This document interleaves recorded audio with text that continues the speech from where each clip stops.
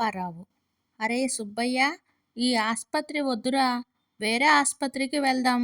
Doctor తేడాగా ఉన్నాడు. సుబ్బయ్య: అరేయ్ భయపడకు, ఇతడు వైద్యం బాగా చేస్తాడు. ఇంతకీ ఏమైంది? అప్పారావు: కాలిన గాయం ఎప్పుడు మానుతుందోనని అడుగుదామని వచ్చాను. గాయాన్ని చూసి దూరగా కాలినట్టుంది. ఏం పర్వాలేదు.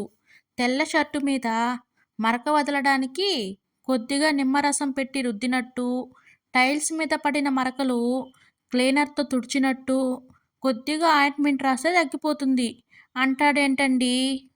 సుబ్బయ్య: ఓ అదా! పాపం ఆయనకు ఇంటి పని వంట పని చేసి అలవాటైపోయింది. నువ్వు గాబరా పడకు. భార్య: ఏమండి, ఆడవాళ్ళ వయసు మగవాళ్ళ జీతం అడగకూడదు అంటారు, ఎందుకు? భర్త: ఏముంది, ఆ రెండు ఎప్పటికీ పెరిగేవే కనుక.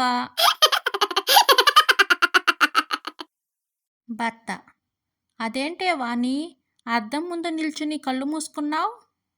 వాణి: ఏమీ లేదండి, నిద్రపోతున్నప్పుడు నేను ఎంత అందంగా ఉంటానో చూసుకుందామని.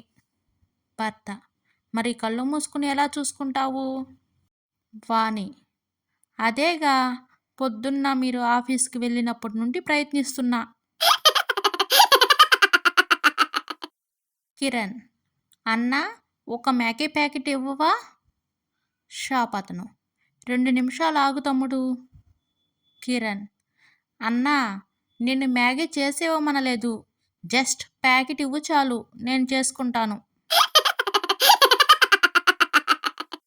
భర్త: చూడు తాయారు, గత నెలలో వచ్చినప్పుడు కూడా నాకు ఇష్టమైన ఇదే కర్రీ చేసి పెట్టింది మీ అమ్మ.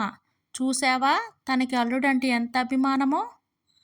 తాయారు: అప్పుడు వచ్చినప్పుడు మీకు ఈ కర్రీ చాలా బాగా నచ్చిందని చెప్పారంటగా, అందుకే అప్పుడు మిగిలింది ఫ్రిడ్జ్లో పెట్టి ఇప్పుడు వడ్డించింది.